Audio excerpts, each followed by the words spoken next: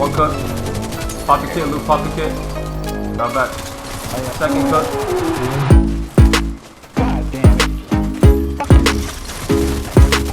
Third cut. We have them.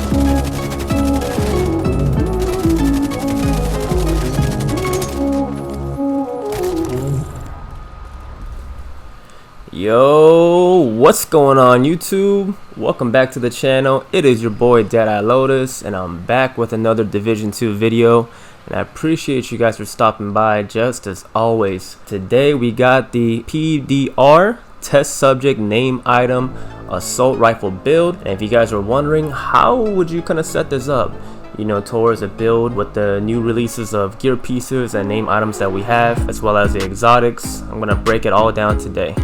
So let's get to it. So this is the build, guys. This is the name PDR assault rifle called the test subject, and you obtain this gun at season level 30.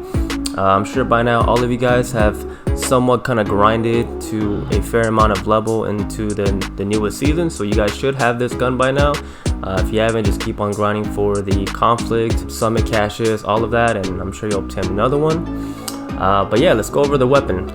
This gun has a nice RPM at 700. Now for me, if you guys watch my videos, you guys know my favorite assault rifle is the FAL. For the 650 RPM, I love this gun. It's perfect for my playstyle. It has little to no less recoil, really good damage pound for pound per bullet, really great stability. But the test subject, as you can tell by the clips of this video, this thing hits hard. I actually do give its credit, and I think it's pretty unique that it has the 700 RPM format. It's like in between the G36, and I love the magazine size that they enabled. You know, that's a really big plus that comes into a factor of what's contended as a high quality assault rifle, so I definitely give it that. Now let's go over this really nice gun here. Mine came with 15% max assault rifle damage, 17% health damage, and a max damage to target out of cover that I did roll onto it. Talent on this gun is perfectly in sync. Hitting an enemy grants 20% skill damage for 5 seconds, and using a skill or damaging enemy with the skill grants 20% weapon damage for 5 seconds, and damage increases are doubled while both buffs are active at the same time. So as you guys probably know by now, you guys already familiar with the in-sync talent. I love it, you know, I really love it. The only con that I give to this weapon If I were to give it a rating out of 10, I would give it a solid 8. I want to give it a 9, but the only reason why is because it does not come with a long under barrel attachment, guys. Check this baby out. You can equip the sturdy extended 5.56 magazine for the plus 20 rounds. You can put in a scope attachment onto it and a muzzle. But damn, I wish you can put a long underbarrel attachment for that link laser pointer of the technician. Like, that is his biggest weakness for me, because without that you won't be able to post your enemies from far now through walls, trucks, whatever PvP engagement you will have, because that is so crucial and underrated. So fortunately for me, I downgraded to an 8 out of 10, but you know, it's still hitting hard. You know, don't get me wrong, I love the gun. But yeah, now let's get down to the build. Secondary weapon is the Eagle Bear for the tenacity buff. You guys don't have to run the EB, it can be whatever you guys want to. I just like proccing the tenacity buff if my enemies are low on health, just to kind of get that 15-second buff and just move from there. Now specialization for this build, I've chose not to opt in with the technician because of that underbarrel attachment. Although you still gain the benefit for the +1 skill tier, I just personally think it doesn't have too much benefits of using that class compared to the sharpshooter, where it will give you stability, less recoil, and weapon handling as well. So, but I'll leave that up to you guys, whatever your preference is. Now let's get down to the build. One piece Grupo Sombra, 15% critical hit damage. I rolled a blue core attribute on top, max crit hit damage, max crit chance, and a max crit hit damage mod on the bottom. The backpack, you are going to need the gift name item. I optimized the weapon damage for a max 15% weapon damage. I have 11.2% critical hit damage, 6% critical hit chance, and 11.9% critical hit damage. And the talent on this baby is perfect vigilance.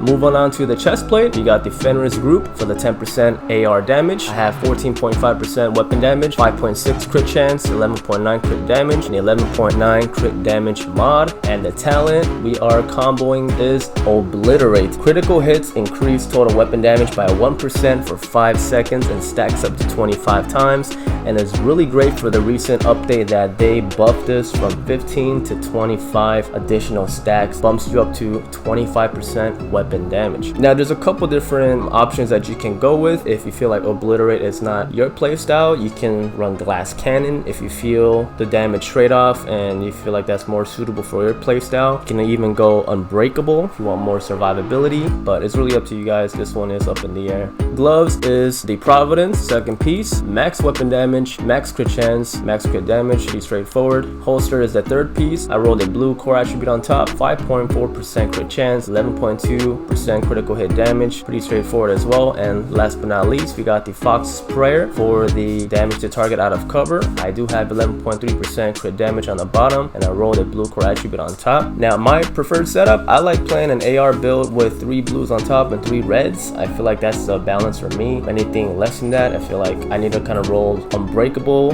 and just be a little bit more cautious of how I play that build, because it's just so squishy. And a little more than that, I feel like you lose some damage. That part is up to you guys, however way you want to set it up. Skill wise, we got the Crusader Shield, proc and sync, the decoy.